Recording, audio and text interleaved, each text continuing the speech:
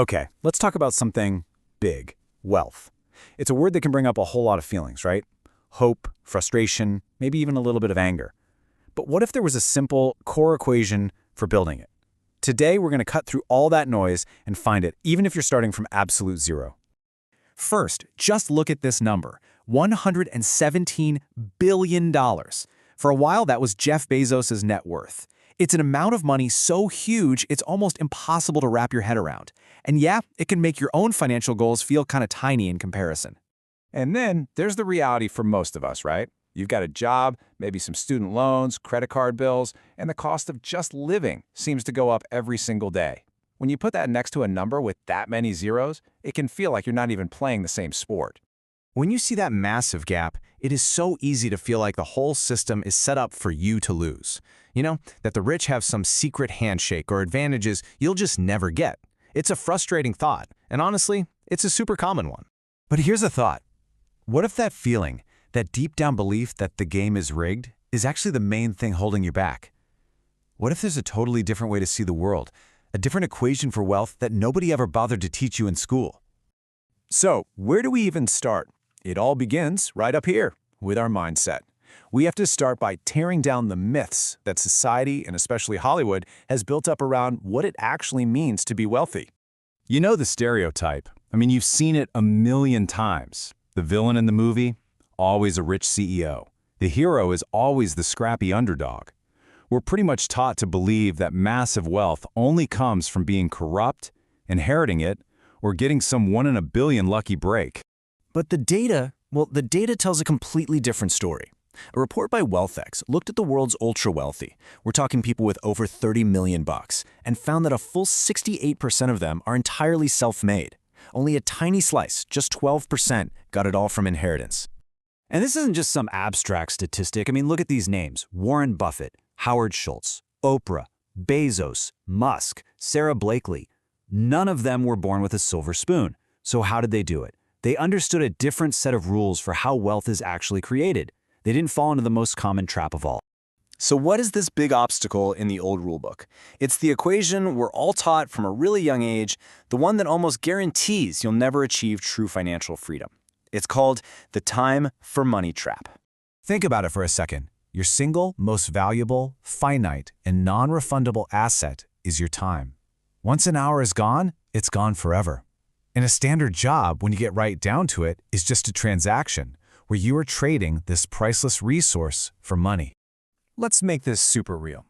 Say you earn a decent wage, something like $20 an hour. Seems reasonable, right? You put in the hours, you get paid. This is the foundation of the path we're all told to follow. But look what happens when you actually do the math. To earn just $1 million at that rate, working a standard 40-hour week, it would take you nearly a quarter of a century. 24 years of your life. And here's the kicker. That $1 million, that's before you pay a single dollar in taxes, cover any of your living expenses, or deal with inflation, which is making that money worth less and less every single year. Trading your time for money is a terribly inefficient way to build wealth. So if that old equation is broken, what's the alternative?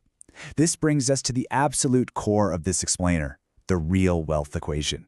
And it requires a huge shift in your thinking, away from just earning and towards solving. It sounds a little backward, but it's the heart of the new equation. If you want to build wealth, money can't be your main focus. Your focus has to be on finding and solving problems. Here's why this works. In our economy, you are paid in proportion to the perceived value you provide. It's not just about how hard you work. It's about how big of a problem you solve for other people. A barista makes a great cup of coffee, and that's valuable. But the person who created the software that manages inventory for thousands of coffee shops, they're solving a much larger, more scalable problem, and they get compensated for that.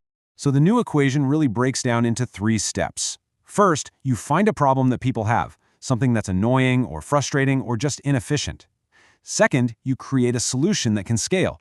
And third, you build a system around that solution so it doesn't need you and your time to run. This slide is the perfect example of what I mean by scalability. A yoga teacher teaching in-person classes has basically created another job for herself.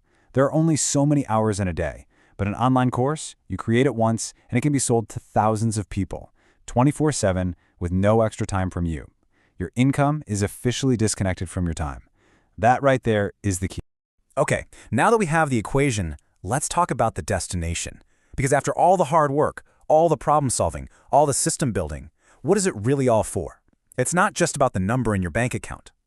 You could build a massive company, sell it for $1 billion, and then what? Why did you do it in the first place? The money itself is just paper. It's just digits on a screen.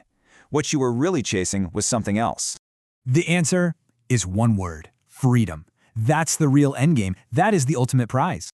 And what does freedom really mean? It means getting your time back. It's the ability to wake up and completely own your day, every single day. It's the end of that constant financial anxiety. It's the power to go after what you're passionate about, without having to sacrifice your life to a job you don't really love. So you see, it all comes back to this one central idea. This is the mindset shift that makes all that freedom possible. Wealth isn't the goal, it's just the byproduct you get for solving problems for other people, at scale. And that leaves us with one last, really powerful question. Just look around you. Listen to what your friends and your family and your colleagues complain about.